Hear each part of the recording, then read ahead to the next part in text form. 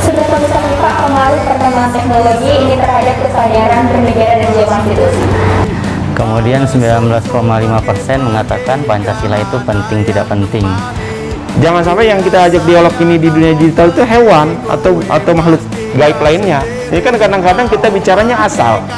Problemnya adalah bagaimana transfer value itu yang bisa kita upayakan maksimal sebagaimana kita ketika melaksanakan kuliah tatap muka dalam pengertian sebenarnya.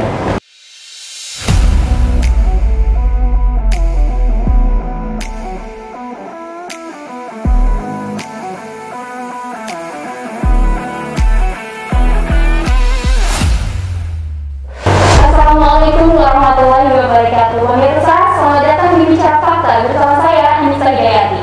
Dan tema Bicara Fakta kali ini kita akan mengupas mengenai kesadaran bernegara dan konstitusi di era digitalisasi. Mengenai kesadaran bernegara dan juga konstitusi ini kita sudah diajarkan sejak dulu di bangku sekolah dasar juga sudah diajarkan. Namun sayangnya lambat laun ini hanya dimaknai sebagai teori saja. Namun untuk prakteknya ini seolah menjadi tabu. Padahal seharusnya kesadaran terkait bernegara dan juga konstitusi ini harusnya juga diimplementasikan dalam kehidupan sehari-hari. Kemudian mengenai gejala kesadaran bernegara dan juga konstitusi ini banyak ya kita lihat prakteknya baik dalam perilaku individu, baik itu sebagai rakyat biasa ataupun sebagai para pejabat begitu. Kita banyak melihat entah itu di media, di televisi ataupun di lingkungan sekitar kita. Banyak terjadi kejadian-kejadian seperti kriminalitas, narkoba, kemudian ada mafia tanah dan lain sebagainya. Berbicara mengenai kesadaran, artinya jika tidak sadar maka perlu disadarkan.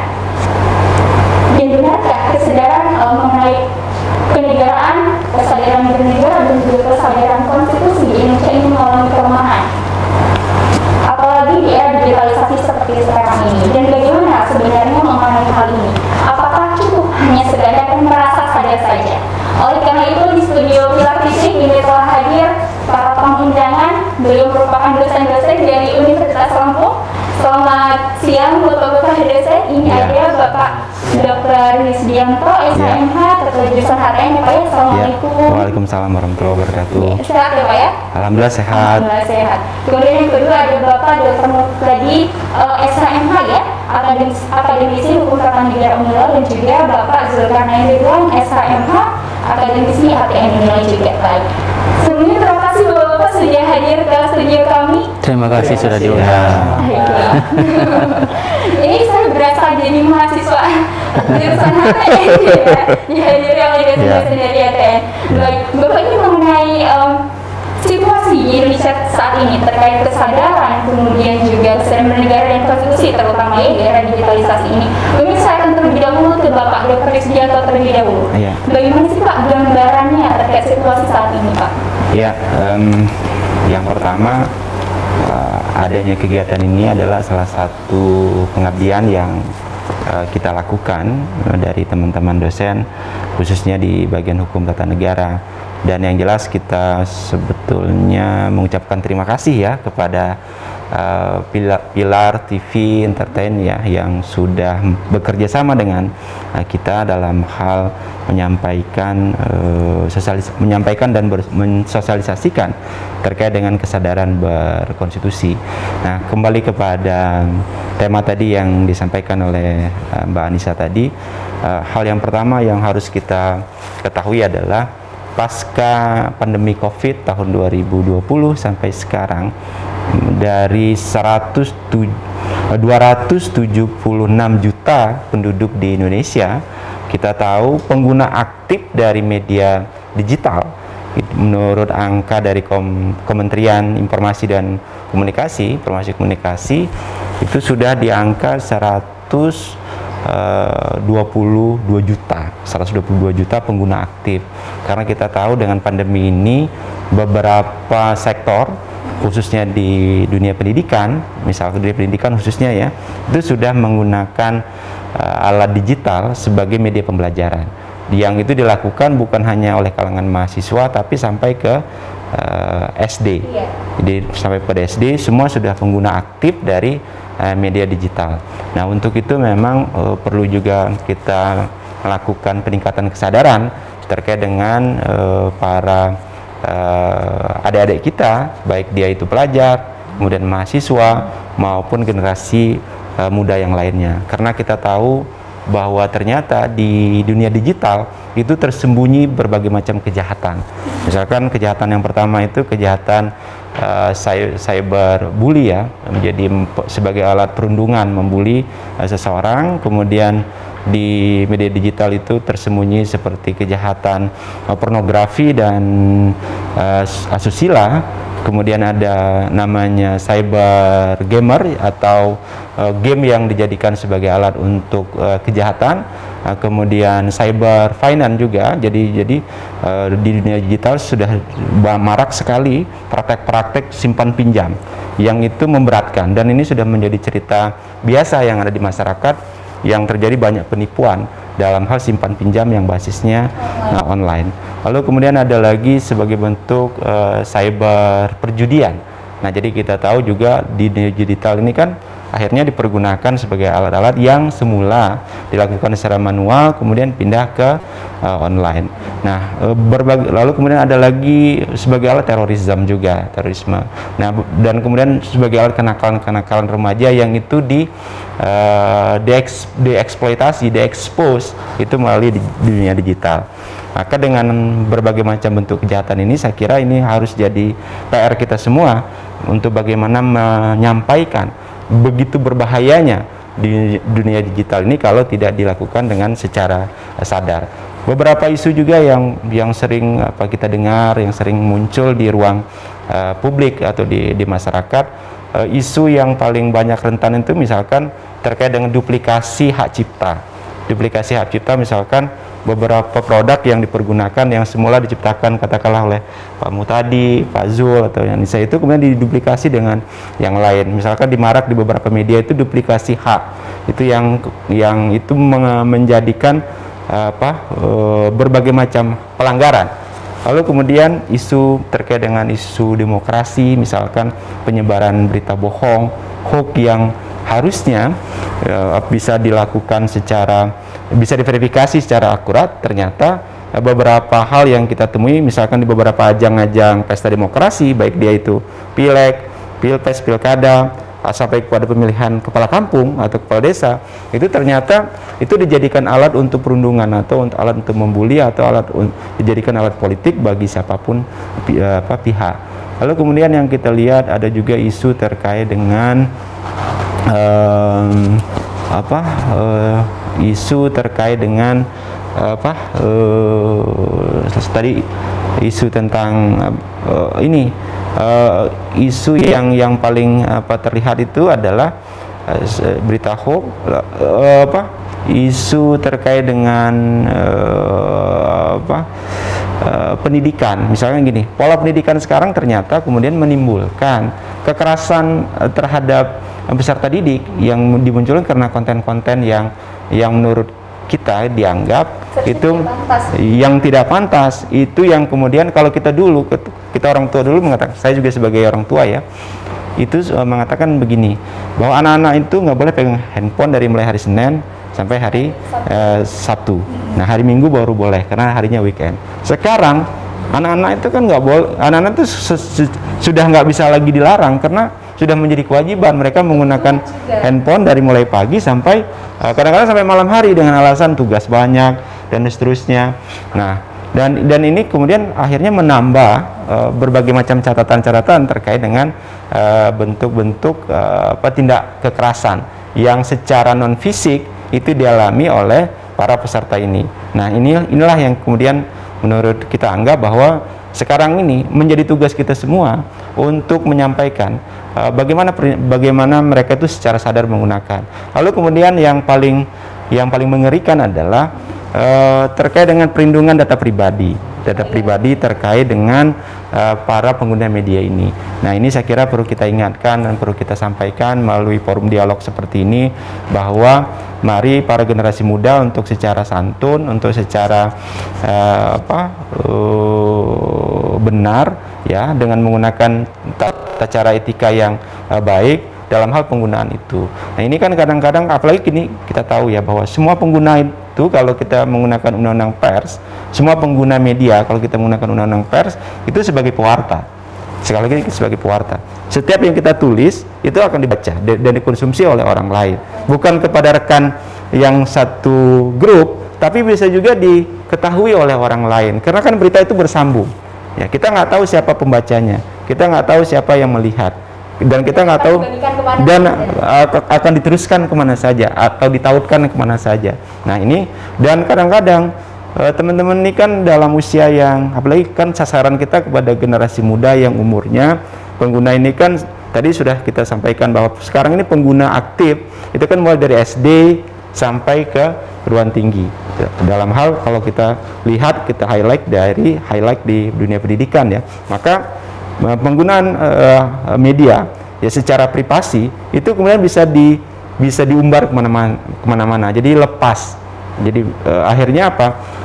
Generasi saat ini tidak lagi memahami bahwa pentingnya perlindungan secara pribadi terkait dengan bukan hanya data ya, identitas pribadi, lalu kemudian situasi dan keadaan mereka sebagai pengguna yang aktif gitu loh. Karena kan ini akan meninggalkan jejak digital. Jadi walaupun apalagi kan generasi ini kan generasi labil ya, kita tidak dapat menutup kemungkinan aktivitas mereka sebagai generasi muda, aktivitas mereka sebagai yang katanya milenial, atau mereka misalkan dalam aktivitasnya melaksanakan tugas pendidikan atau tugas-tugas dalam hal akademik, ternyata itu mengandung konten yang berbeda yang dianggap itu sebetulnya membahayakan. Nah, beberapa hal kita lihat, dan ini sudah dirilis oleh Kementerian Kominfo juga, bahwa ternyata ya generasi pengguna khususnya pelajar dan mahasiswa itu mensalahgunakan konten-konten itu yang akhirnya mengeksploitasi dan mengumbar, dan ini sebetulnya jauh dari karakter kita sebagai bangsa. Oke. Ya. Jadi begini ya Pak ya, terkait digitalisasi ini malah justru kadang kita temui banyak sekali yang disalahgunakan gitu ya Pak. Ya, Kemudian ya. saya akan ke Bapakmu tadi nih Pak. Menurut Bapak, apa sih Pak tantangan terbesar dalam menyadarkan terkait kesadaran bernegara dan juga konstitusi di masyarakat Indonesia saat ini? Iya, terima kasih Mbak Nisa, Pak Dr. Yusdianto, Pak Dr. Zul, dan juga para pecinta Pilar TV dimanapun. Sebelum kita ngobrol lebih jauh tentang apa itu yang menjadi pokok pertanyaan Mbak Nisa gitu ya, saya membaca atau melihat nama dari Pilar TV gitu. Jadi saya teringat dengan pilar berbangsa dan bernegara ya, Pak Zul ya, Pak Yus ya. Pilar berbangsa dan bernegara. Salah satu pilar dalam kehidupan berbangsa dan bernegara yang disampaikan MPR itu adalah Undang-Undang Dasar gitu ya. Hari ini kita akan ngobrol tentang kesadaran berbangsa dan bernegara dalam konteks era digitalisasi. Nah, pemirsa, Mbak Nisa dan rekan-rekan sekalian, sebelum kita bicara apa sih tantangannya dalam Undang-Undang Dasar sendiri, gimana gitu melihat atau menyikapi ini? Kalau kita menelusuri jauh ke belakang gitu, maka kita bisa menemukan bahwa Undang-Undang Dasar itu atau konstitusi itu adalah pilar yang menunjukkan bahwa negara itu eksis gitu. Jadi salah satu yang menunjukkan bahwa negara itu adalah karena dia memiliki konstitusi dalam berbagai ragamnya. Apakah dia tertulis seperti Undang-Undang Dasar 45 atau konstitusi itu sebagai satu semangat. Kalau kita membaca penjelasan Undang-Undang Dasar yang lama, misalnya Undang-Undang Dasar 45 yang pertama, misalnya kita menemukan yang terpenting dari penyelenggara negara itu adalah semangat penyelenggara gitu. Sebagus apapun satu undang-undang dasar, ketika semangat penyelenggaranya itu memang tidak punya keinginan untuk mewujudkan cita-cita yang ada dalam undang-undang dasar, maka dia tidak akan pernah tercapai gitu. Kan polanya seperti itu gitu. Maka masyarakat ketika melihat penyelenggara negara saja tidak punya semangat untuk mewujudkan apa yang dikehendaki oleh konstitusi, ya masyarakat juga akhirnya tidak merasa memiliki pemerintah atau penyelenggara pemerintahan yang memang memperhatikan apa yang menjadi kebutuhan masyarakat, yang itu menjadi amanah Undang-Undang Dasar atau konstitusi gitu.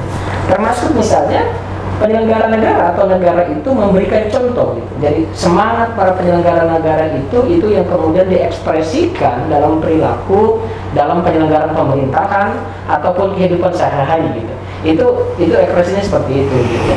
Nah, Bagaimana dalam Undang-Undang Dasar sendiri ketika bicara tentang kebebasan mengekspresikan ini, gitu ya, penggunaan media ini?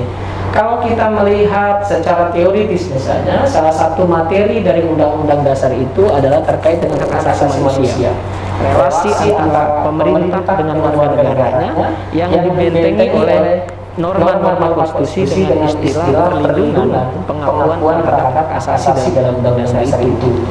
Salah satu hak asasi yang diatur dalam konstitusi itu misalnya adalah terkait dengan kebebasan untuk berorganisasi, menyampaikan, berserikat, dan menyampaikan pendapatnya. Gitu. Tidak ada dalam Undang-Undang Dasar kita menyebutkan bagaimana media menyampaikan pendapat itu. Gitu. Tidak ditemukan, tidak ada diatur. Gitu. Apakah medianya itu adalah menulis, apakah medianya itu menggunakan media daring seperti hari ini yang sangat luar biasa. Gitu.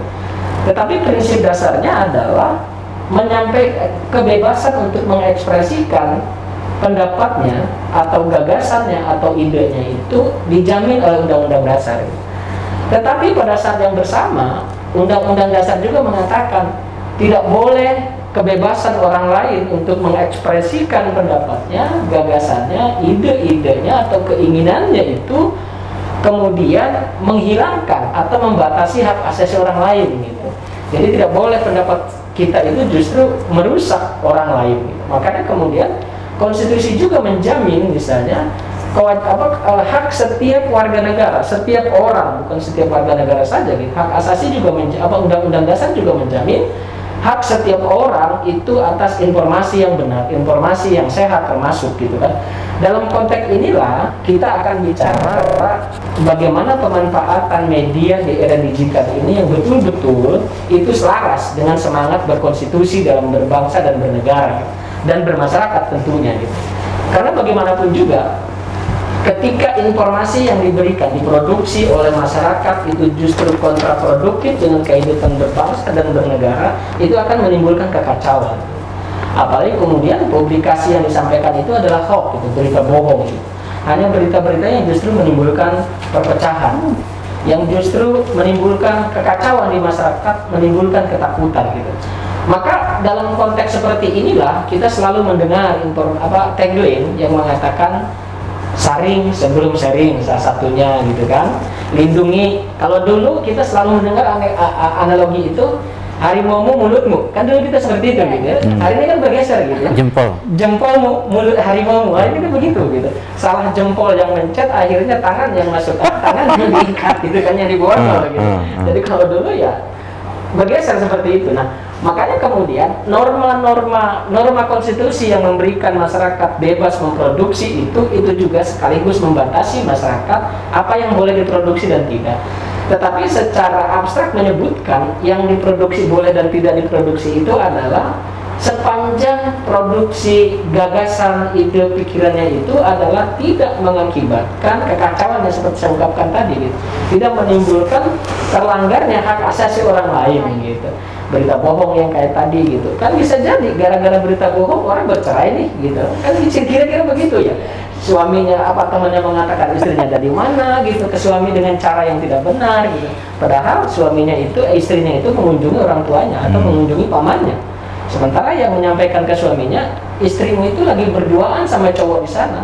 Benar dia berduaan, tapi itu pamannya gitu kan, yang nggak bisa melakukan hubungan lebih dari hak batas kekeluargaan.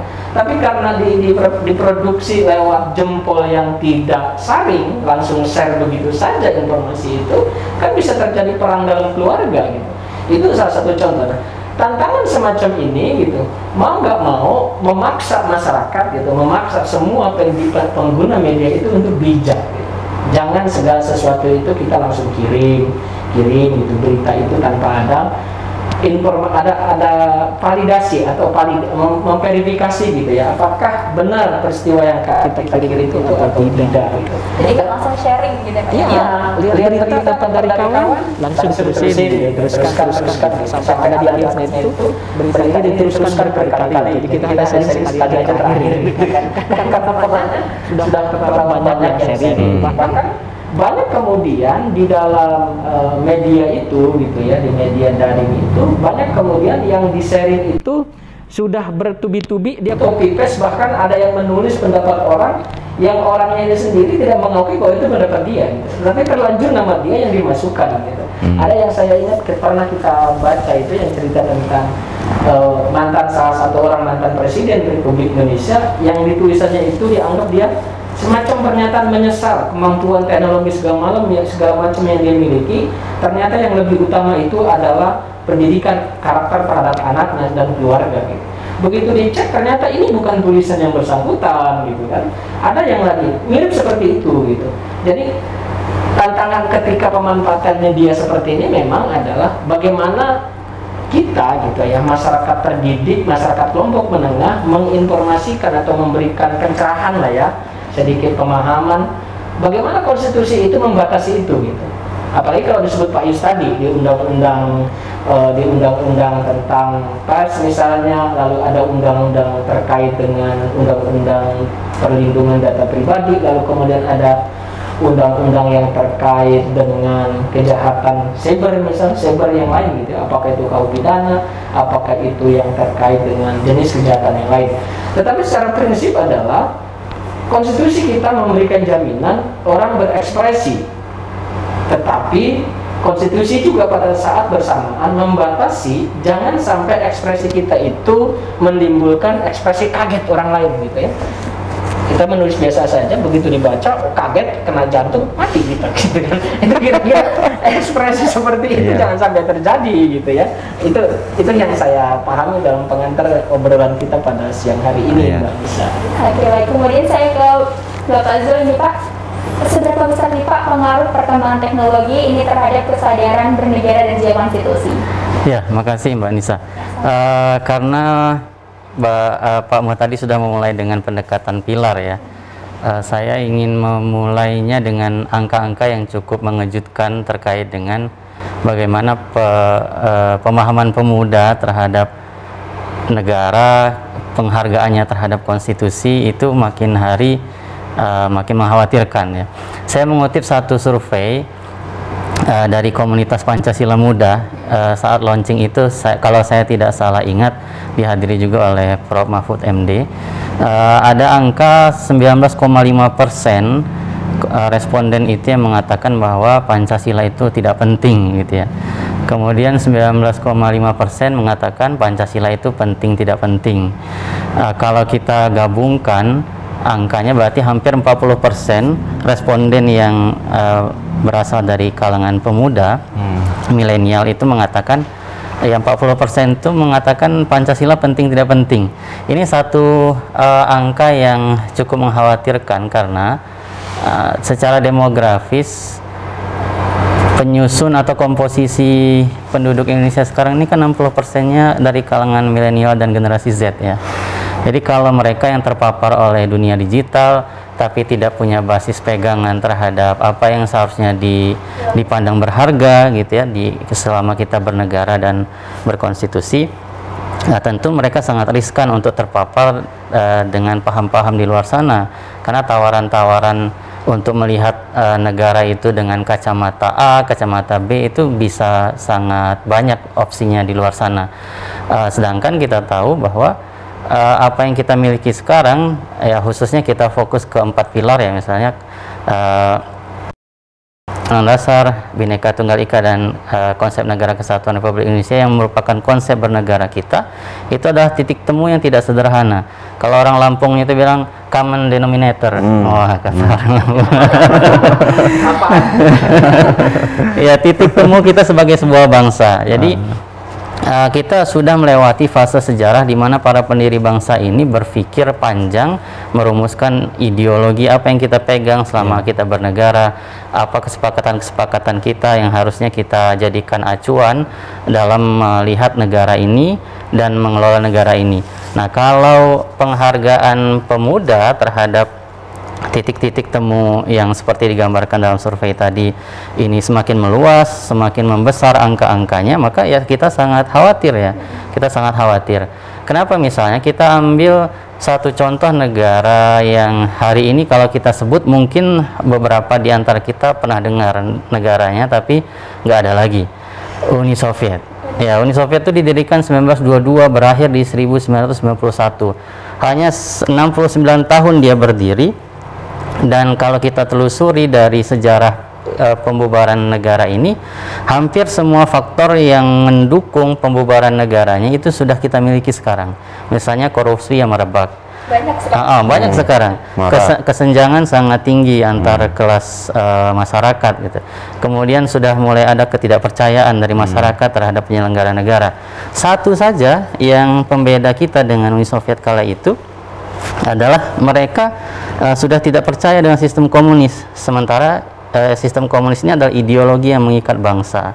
Nah, kalau ketidakpercayaan kita terhadap ideologi Pancasila, misalnya kita titik tekannya di sana, dan seluruh komponen yang menjadi penyatu kita, titik temu kita sebagai sebuah bangsa ini sudah semakin menurun semakin hari, maka kita sudah akan mencapai juga titik di mana kehilangan titik temu daya rekat sebagai sebuah bangsa, dan kemungkinan kalau tidak ada pegangan bagi para pengguna dunia digital ini, paparan ideologi masuk, kemudian cara pandang terhadap negara bergeser, yang penting menjadi tidak penting, yang seharusnya dihargai dengan baik tidak diperhatikan dengan baik, maka ya sulit kita untuk memelihara negara ini dalam kondisi yang selalu baik. Dan jangan sampai kita hari ini, negara kita sudah berumur 76 tahun dan kita berharap untuk selamanya ya bibit-bibit disintegrasi tetap ada. Bagaimana kita soroti di Papua yang sampai hari ini belum mereda dengan KKB-nya, itu adalah hal yang perlu kita antisipasi bersama, dengan kesadaran bahwa saat kita berinteraksi dengan dunia digital harus tetap paham apa yang menjadi hal yang penting harus kita pegang sebagai sebuah bangsa, dan ya kesadaran itu harus kita pupuk bersama. Nah, salah satunya hari ini kita berkumpul di sini juga dalam rangka untuk sharing mengenai hal itu. Begitu, Mbak Nisa. Bapak, kalau maksudnya seperti di berbagai budaya sih ya, yang justru malah kadang saat ini dianggap sebagai sebuah tren, apakah ini juga sebagai salah satu bentuk penurunan kesadaran bernegara di konstitusi, Pak? Iya, kalau dalam hal aspek kesenian dan budaya yang mengglobal, berasal dari sebuah negara kemudian meluas kepada negara yang lain, saya pikir sepanjang itu tidak menyentuh pada perubahan yang asasi di negara kita, tidak dia merusak cara pandang kita terhadap negara, ya tentu saja kita tetap memberikan porsi yang baik. Mungkin itu juga menjadi tantangan bagi kita untuk membawa budaya kita untuk dikenal keluar gitu. Jadi kalau negara luar bisa sampai ke Lampung, seharusnya apa yang kita punya di Lampung juga bisa sampai keluar gitu. Nah, cara pandang itu saya kira positif ya, sepanjang tadi hal-hal yang menjadi penting bagi negara kita tetap dipegang dengan baik gitu. Pegangannya kuat ya, karena kemudian saya ke Bapak Isdianto kembali. Bapak, terkait penurunan kesadaran bernegara dan juga konstitusi ini, apakah ini hanya di tingkat masyarakat menengah ke bawah atau juga ini berdampak terhadap masyarakat elit ke atas? Maka jadi begini, Mbak Nisa dan seluruh pendengar dan pemirsa ini ya, Pilar ya, yang perlu kita sampaikan pada dialog ini adalah bahwa poin pertama, bahwa ternyata banyak sekali kejahatan yang tersembunyi di dunia digital. Karena banyak sekali kejahatan yang tersembunyi, maka saya kira perlu kita ingatkan bahwa kalau tadi Pak Mutadi, Pak Zul tadi bicara mengenai paham, maka saya kira yang perlu kita tiupkan dan perlu kita sampaikan pesannya bahwa dalam penggunaan dunia digital juga harus berlandaskan kepada paham. Pahamnya apa? Jangan sampai yang mendominasi itu paham dari luar. Apakah dia paham komunis, apakah dia paham liberal, atau paham sosialis, dan seterusnya. Yang perlu kita ingatkan adalah kepada para pengguna, paham yang harus dipergunakan dalam menggunakan media ini adalah pahamnya adalah paham Pancasila dan Undang-Undang Dasar 1945, kemudian NKRI, sebuah harga mati, kemudian berbineka tunggal ika. Kenapa? Pengguna itu, jadi begini, saya setuju apa kata Pak Mutadi tadi. Jempolmu adalah sifatmu. Jempolmu itu mencerminkan karakter kita. Jangan sampai karena tulisan setitik itu rusak semuanya. Kalau kita mengadaptasi dari karena nilai setitik rusak susu sebelanga ya. Jadi kalau saya sih melihat jangan karena tulisan sedikit lalu kemudian menimbulkan konflik atau disintegrasi. Nah, untuk itu perlu adanya kesantunan. Nah, hal ini kan maka sebetulnya dalam dialog ini kita menyampaikan terkait dengan perlunya pemahaman di dunia digital terkait dengan nilai-nilai ketuhanan yang kita pergunakan. Jadi prinsipnya adalah cara pandang, cara berpikir kita dalam hal penggunaan itu ya harusnya pertama kita menggunakan nilai ketuhanan, kemudian nilai kemanusiaan. Nilai kemanusiaan dalam artian apa? Yang kita ajak berdialog itu manusia loh. Jangan sampai yang kita ajak dialog ini di dunia digital itu hewan atau makhluk gaib lainnya. Ini kan kadang-kadang kita bicaranya asal dan terserah saja. Yang penting kita meluapkan pemikiran kita atau emosi kita. Lalu kalau yang kita lihat juga adalah karena lawan bicara kita manusia, maka kita juga harus santun, menghargai privasi orang lain. Ini kadang-kadang kan kita sebagai pembaca atau sebagai orang yang mendengar itu menyerang pribadi seseorang, atau kita kemudian membuli seseorang akibat dari apa yang kita baca, akibat apa yang kita lihat. Nah, kemudian menimbulkan masalah. Kan beberapa kasus misalkan terkait dengan perundungan anak. Nah, kita secara langsung itu melakukan tindakan terkait dengan kita memframing ya, membuat sebuah narasi yang seolah-olah bahwa orang tersebut memang nggak baik, nggak benar dan seterusnya. Padahal sebetulnya apa yang kita lihat, apa yang kita dengar itu tidak seperti dengan fakta yang sesungguhnya. Ini keadaan. Saya melihat beberapa kasus hukum itu muncul akibat dari sebuah ungkapan yang itu membuli orang lain. Nah, misalkan di entertain kan kita melihat secara gamblang dan secara nyata ya fakta-fakta yang terjadi akhirnya berakhir di masalah hukum, gitu ya, berakhir masalah hukum. Lalu kemudian yang berikutnya adalah kan kontennya adalah harus manusiawi ya. Jadi kita menyampaikan itu benar-benar yang menghargai nilai-nilai kemanusiaan.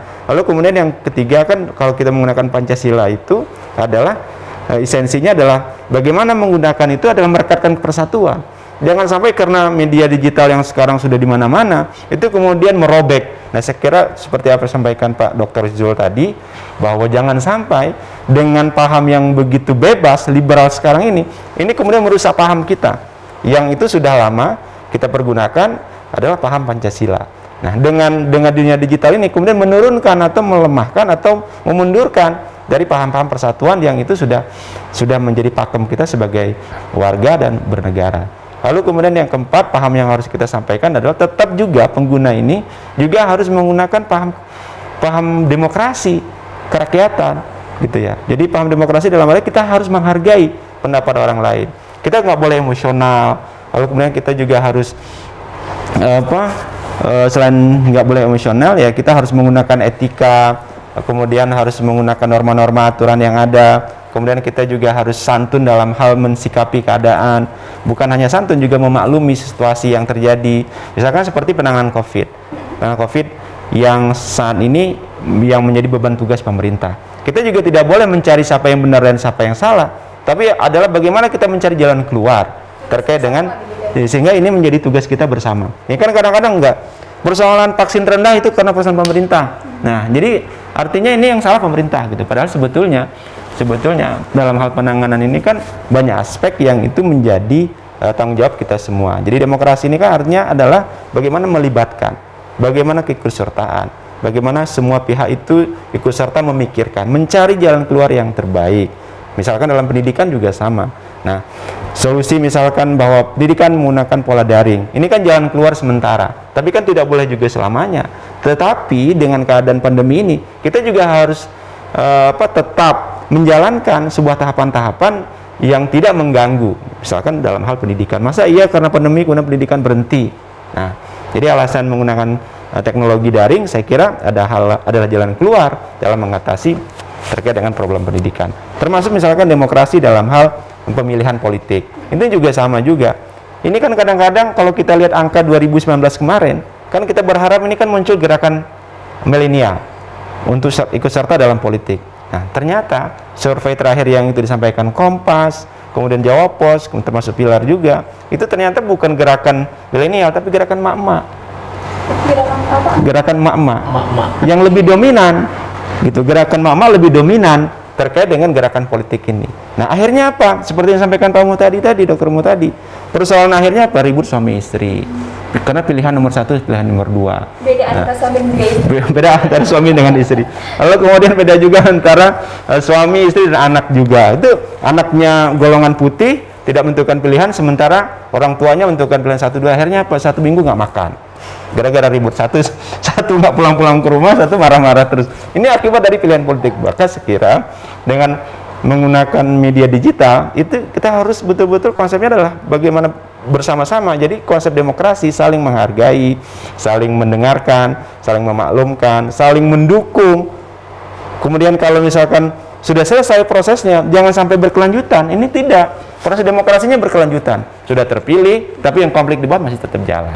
Nah, ini yang perlu kita juga sampaikan. Nah, kenapa? Karena akibat beda pilihan di dunia digital tadi, termasuk merambah di pemilihan kepala kampung dan pemilihan kepala pekon atau kepala desa. Saya lihat juga sama ini. Di beberapa daerah yang sekarang ini sudah, saat dan akan melakukan pemilihan kepala desa, ini juga pilihannya kan karena COVID, karena pandemi kan terbatas ini sosialisasinya. Banyak kan sosialisasinya menggunakan media digital. Akibatnya apa? Akibatnya karena pilihannya berbeda, akhirnya ini berakhir pada konflik, gitu ya. Sudah terpilih kepala desa, masih juga berkonflik, gitu loh. Karena apa? Buruk muka cermin dibelah, kan begitu ya. Saya kira ini kan juga nggak tepat juga. Nah, ini dalam konsep demokrasinya, termasuk misalkan konsep keadilan juga. Nah, keadilan dalam artian apa? Menggunakan media digital ini harus kita berinovasi juga. Jadi sebagai alat inovasinya apa? Misalkan menciptakan sumber-sumber pendapatan atau menciptakan usaha ekonomi baru, usaha baru melalui apa? Melalui dunia digital. Kalau kita lihat kan tahu bahwa saat ini banyak toko-toko itu sudah bergeser dari mulai toko biasa menuju kepada toko online. Ini kan konsepnya adalah bagaimana menciptakan keadilan sosial. Sosial dalam artian kita harus memotret dengan keadaan yang sekarang ini, kita sebagai pengguna itu harus benar-benar menggunakan media ini untuk inovasi, untuk meningkatkan. Jadi jangan sampai kita hanya terdegradasi ya, hanya menerima saja atau sebagai user saja, tapi kita bukan sebagai admin. Nah, maka saya kira konsep keadilan untuk kesejahteraan ini juga kita harus sampaikan bahwa dengan adanya digitalisasi yang semakin luas di masyarakat dan berkembang, kita harus juga menciptakan sumbu-sumbu ekonomi baru, lalu kemudian juga kita harus mendorong keadilan kepada masyarakat, gitu loh. Jangan sampai hal-hal dengan pandemi ini kemudian memundurkan.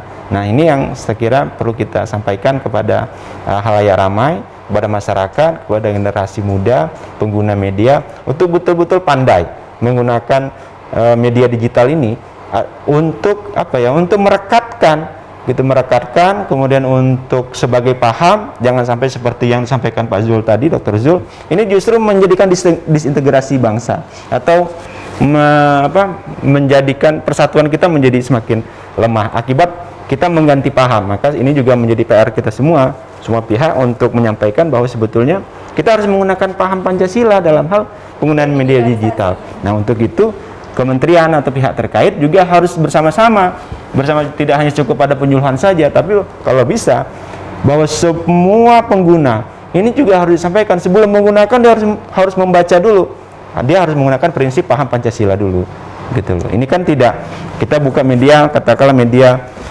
media yang berbasisnya tayangan, ya kan kita bisa langsung secara bebas, tapi tidak disampaikan terlebih dahulu terkait dengan apa yang syarat-syarat penggunaan dari media tersebut. Ini juga penting untuk disampaikan sehingga semua generasi baik dia kalangan muda, kalangan tua, pelajar dan seterusnya, itu paham yang pertama itu adalah bagaimana menggunakan paham bernegara atau paham Pancasila dan paham konstitusi kita untuk dalam hal penggunaan media digital itu. Oke, baik. Jadi kalau saya mau lihat dari pembicaraan Bapak Sugianto tadi, untuk penurunan terkait kesadaran bernegara dan juga konstitusi ini juga nggak hanya berpengaruh ke orang-orang masyarakat biasa ya Pak ya? Oh iya, juga untuk semua kalangan juga sama. Karena kita lihat kan pengguna ini kan tadi saya lihat, review ulang bahwa angka pengguna aktif itu kan sudah 210 juta ya, dari 276 sekarang sudah 210 juta, karena semua masyarakat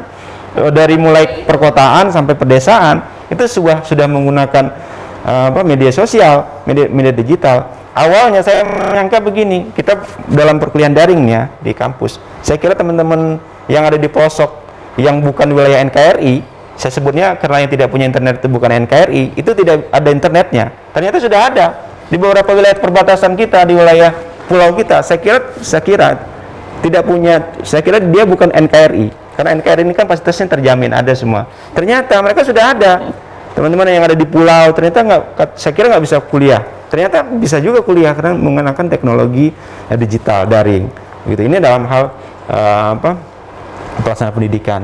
Nah, untuk itu saya kira semua kalangan sekarang karena sudah menggunakan, maka penting kita sampaikan pesan yang paling khusus adalah bagaimana semangat penggunaan media digital ini adalah menggunakan paham-paham yang basisnya paham konstitusi dan Pancasila gitu. Ini berbicara mengenai program belajar daring dan lain sebagainya nih Pak. Kan kalau misalkan dulu ini proses transformasi ilmu ya, edukasi itu kan melalui tatap muka jelas. Kemudian kalau sekarang ini kan melalui media daring. Apakah ada kesulitan Pak terkait proses penyaluran ataupun pemberian edukasi terkait kesadaran bernegara dan juga konstitusi di era seperti saat ini untuk para mahasiswa Pak?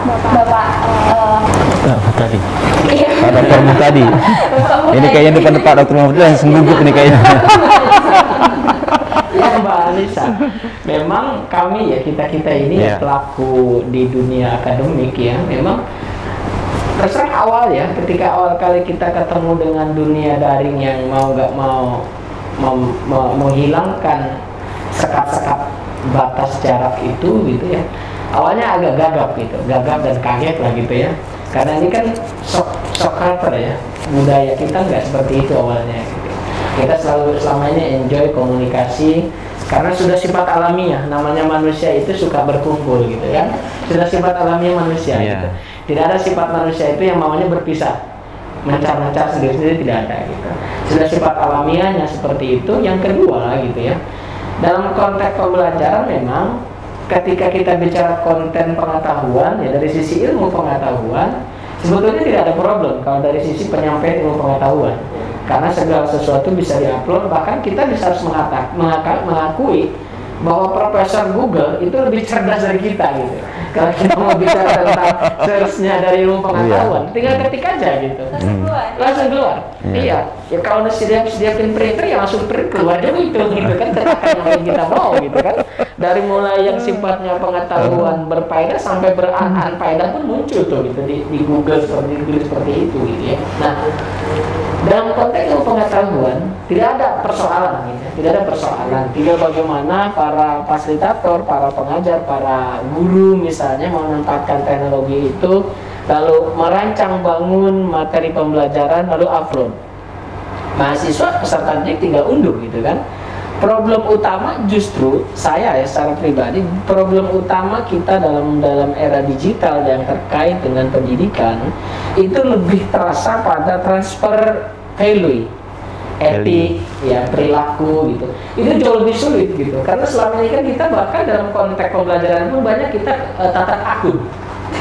Ya, jadi mahasiswa itu hanya masuk dalam akun, lalu akunnya ada gitu ya, mukanya nggak ada gitu kan, nggak oke gitu ya. Iya, malah ada yang tidur gitu, ada yang nyantai begini gitu ya. Ada bahkan disiasati karena teknologinya memang seperti itu gitu. Kita juga tidak 100% menyalahkan dalam konteks pemanfaatannya itu gitu ya. Ada juga misalnya dia foto, lalu kemudian foto itu dibuat seolah-olah dia bergerak gitu ya, seperti bergerak. Jadi kalau iya di filter seperti itu, jadi seolah-olah dia hadir gitu kan, seolah-olah dia hadir menyaksikan apa yang kita jelaskan, tetapi kalau kita detail menyaksikan, kok ternyata dia itu hanya kedip dalam berapa detik, gitu ya, berapa menit dia geser gitu. Itu kan realita gitu ya. Ketika kita bicara seperti itu gitu, memahamkan mereka, menyadarkan mereka bahwa ini tatap muka loh gitu, bukan tatap akun kata teman-teman di fakultas itu.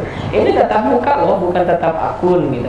Nah, konteks menyadarkan itulah yang kemudian kita sebut sebagai transfer of value itu gitu, transfer nilai, etika gitu. Itu yang kita menemukan kesulitan gitu. Itu kita menemukan kesulitan.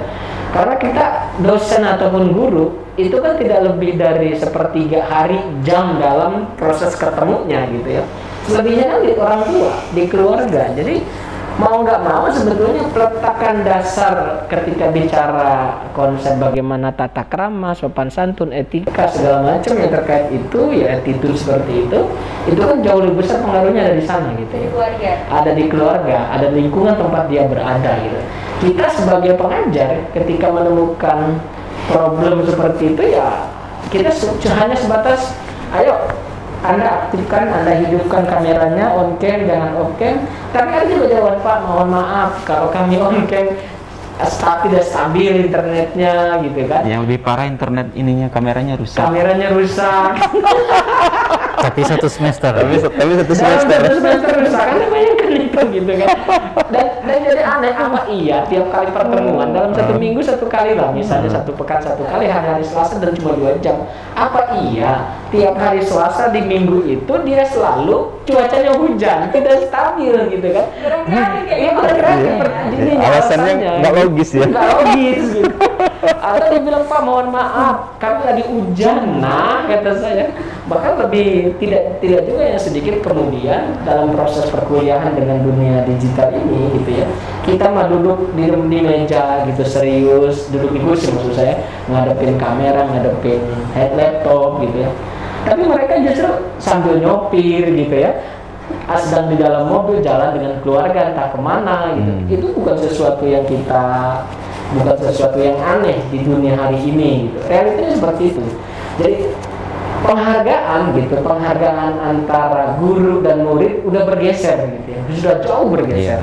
Kalau kita kan ketika ketemu tatap muka kan kita tahu gestur mahasiswa itu seperti apa, ketika kita berinteraksi secara langsung akan ketahuan, sehingga penilaian hari ini efeknya ke sana. Penilaian hari ini betul-betul itu hanya menilai sejauh mana pengetahuan dia yang ditangkap dari proses pembelajaran secara daring, lalu kemudian menyelesaikan soal-soal seperti itu gitu.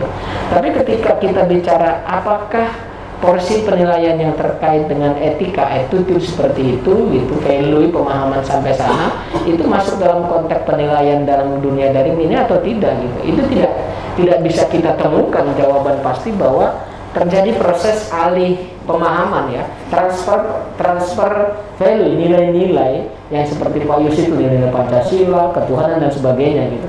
Jauh lebih banyak yang kita transfer itu adalah konteks ilmu pengetahuannya gitu. Ini konteksnya seperti ini, tapi ketika kita bicara apakah ini sudah menginternalisasi, bahasa yang gampangnya ya, terinternalisasi dalam diri setiap mahasiswa, itu kan kita tidak bisa melihat dengan pola interaksi tatap akun seperti itu, tetap akun gitu ya, bukan tatap muka gitu ya. Jadi polanya seperti itu lah. Dari sisi ilmu pengetahuan kita memang jauh lebih mudah. Era digital itu memudahkan kita untuk transfer ilmu pengetahuan, mereka tinggal unduh, lalu ketika kita minta tugas pun mereka mengupload, kita tinggal unduh. Bahkan kita dalam konteks tertentu tugas itu tidak perlu diunduh oleh kami para dosen, cukup kami baca secara teksnya, teks online teks seperti itu, lalu kami berikan komentar gitu ya terhadap apa yang disampaikan oleh mahasiswa terkait tugas-tugas. Dari sisi itu kita dimudahkan. Semua kita hampir bersepakat ya, kecuali yang gaptek sekalipun nggak mau gitu ya, karena kebutuhan kita emang kondisinya hari ini dipaksa untuk itu gitu ya. Tapi kan ya tetap berharap suatu saat kita akan ada offline dengan kondisi yang memang jauh lebih baik gitu. Tetapi sekali lagi problemnya adalah bagaimana transfer value itu yang bisa kita upayakan maksimal sebagaimana kita ketika melaksanakan kuliah tatap muka dalam pengertian sebenarnya. Akan sulit kalau terus kemudian dipaksakan transfer ke value nilai-nilai itu kalau hanya sekedar berbasis pada tatap akun terus-terusan. Saya kira gitu ceritanya Mbak Anissa. Karena jadi sisi lain memudahkan, sisi lain tapi pergeseran seperti karena itu. di tatap akun itu seolah-olah dosen itu seperti penyiar radio. Jadi cuap-cuap aja selama 1,5 jam. Nah lalu kemudian bertanya, ini kadang-kadang ini mahasiswa mendengar apa enggak ya? Atau kalau dosanya kreatif, oke, para pendengar sekalian, saatnya kita saling mengirim salam dan request lalu gitu. Kemudian saya ke Sebetulnya begini, sebelum diteruskan, sebenarnya begini, kalau kita yang muda sih cepat beradaptasi. Ini kalau yang urusannya emak-emak, yang ngajar itu coba, ini yang kadang-kadang kita jadi problem itu juga kan. Ada perbedaan kesulitan, Pak? Ya namanya emak-emak ini kan lama ini melakukan ininya, penyesuaiannya kan. Ya dari mulai yang ngajarnya langsung, ini ketemunya dari mulai itu tadi, dari mulai sulit, bagaimana menggunakan, akhirnya harus belajar. Itu belum lagi berhadapan nih, mahasiswanya mana ini? Kan jerit-jerit dulu kadang-kadang nggak didengar kan gitu. Agak ribet soalnya. Saya punya pengalaman menyambung tadi ya. Sebentar. Saya pernah mengisi satu pelatihan jurnal, penulisan artikel jurnal, dan itu pesertanya bukan hanya dari Unila di tempat saya mengajar, tapi dari seluruh Lampung. Ada satu kejadian yang sampai hari ini saya tidak bisa lupa. Seorang peserta saat itu ya cewek ya, dia menyalakan seperti ini, dia menyalakan laptopnya. Kemudian dia membelakangi laptopnya, dia mungkin lupa laptopnya itu kameranya masih menyala. Dia membelakangi laptopnya, kemudian mengambil handphone dan tiduran membelakangi. Dia mungkin masih ingin dengar apa yang disampaikan oleh pemateri, tapi dia sudah punya, ya sudah kesulitan untuk untuk standby begitu ya. Dan itu satu hal yang kita kenal sekarang. Dunia akademik mengenalnya dengan Zoom fatigue namanya, kelelahan akibat pembelajaran dan interaksi dengan dunia virtual gitu. Ya kita yang dari pemateri, pengajar mengalami, juga pesertanya juga mengalami, dan itu penting untuk disikapi secara bijak ya. Pendekatannya tentu bagian dari kesadaran bernegara, kesadaran kita untuk dalam berinteraksi dalam masyarakat itu menghargai nilai-nilai gitu. Nah, nilai-nilai tadi yang dipesankan oleh Pak Muh tadi gitu ya. Gitu. Saya juga ada ini. Ada Pengalamannya begini ya. Ada parahnya begini pengalamannya gini. Jadi saya ngajar di daring. Mahasiswa itu santun di berpakaiannya. Nah, kalau saya lihat sih di kamar kontrakan ya, kontrakan. Kos ya. Saya lihat di kamar kos. Nggak taunya di belakang itu bolak-balik apa cowoknya atau nggak pakai baju. Gitu. Kan akhirnya turun kan.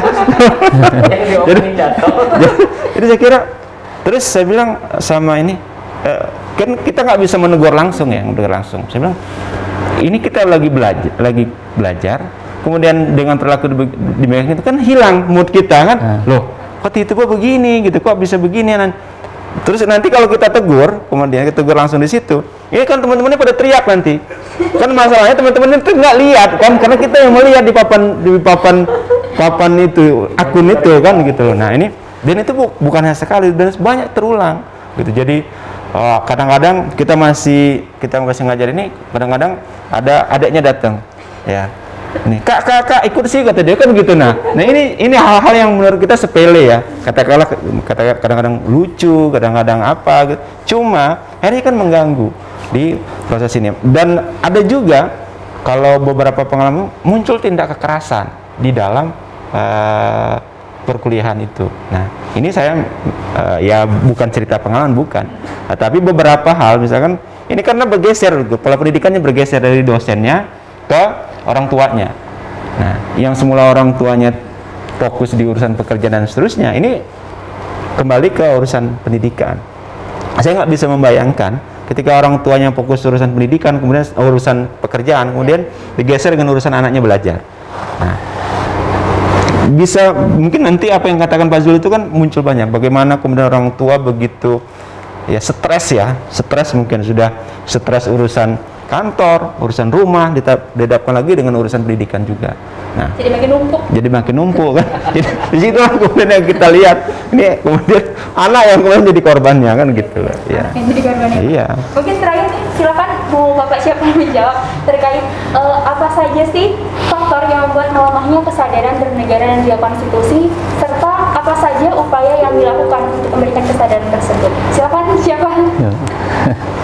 Ya, saya nanti dilengkapi lah oleh teman-teman ya. Karena saya tadi memulainya dengan angka-angka dari generasi pemuda ya, sebagai generasi yang saat ini sedang mendominasi di Indonesia. Kesadaran kita terhadap hal yang merupakan titik temu kita sebagai sebuah bangsa itu harus dipelihara ya. Secanggih apapun dunia digital, kesadaran bahwa kita punya nilai-nilai bersama yang harus dijaga itu penting untuk dipegang gitu, supaya apapun yang pengetahuan, apapun informasi yang didapat di dunia digital itu tidak mengubah hal-hal yang sifatnya fundamental yang mengikat kita sebagai sebuah bangsa. Nah, kalau bagaimana cara memulainya? Tentu tidak bisa saling tunjuk gitu. Semua harus terlibat dalam gerakan bersama, sadar akan apa yang dimiliki sebagai sebuah bangsa, dan ya tentu idealnya kita bisa sama-sama memulai ya. Dan kita berharap juga tentu dari para pengelola negara, para pejabat negara itu menjadi contoh-contoh yang terbaik dalam mengaplikasikan nilai-nilai bersama kita sebagai sebuah negara. Karena terus terang kita tidak bisa menunjuk siapa yang paling Pancasilais misalnya di negara ini. Yang kita sudah harapkan baik, kemudian tiba-tiba terjerat kasus begitu dan seterusnya. Untuk itu mari kita berangkat bersama dalam gerakan bersama menjadi negara Indonesia. Iya, saya mengakhiri sebagai proses aja gitu ya. Dari dulu kita sudah bersepakat Pancasila itu sebagai ideologi kita dalam berbangsa dan bernegara, tetapi dalam konteks pengamalannya tetap ada proses bahwa ideologi itu, Pancasila itu adalah ideologi terbuka dari manapun pendapat, dari manapun gagasan dasar, sepanjang dia tidak berkeinginan untuk merubah Pancasilanya, mengganti negaranya, itu adalah sesuatu yang boleh-boleh saja. Dan dalam konteks pemanfaatan di era digital ini, maka segala macam paham-paham yang masuk dalam yang disebut sangat begitu dasar, maka mari kita saling dengan nilai-nilai Pancasila. Dan nilai Pancasila itu adalah nilai yang kita pahami dalam diri sendiri kita, bahwa kita tidak mau misalnya memperlakukan tidak baik sama orang lain, maka kita pun jangan memperlakukan orang lain dengan cara yang tidak baik.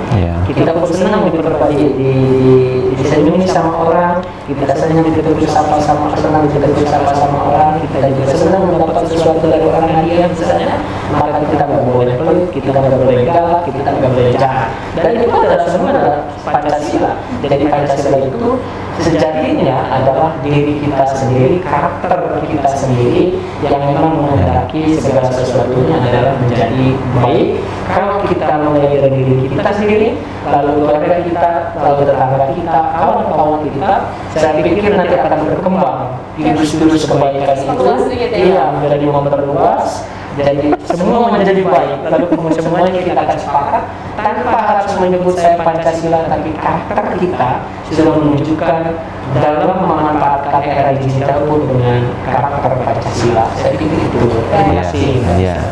Pak Zul mau tambahan juga? Cukup. Udah. Oke, baik. Terima kasih banyak. Ini saya berasa sebentar lagi next semester ya, Pak ya?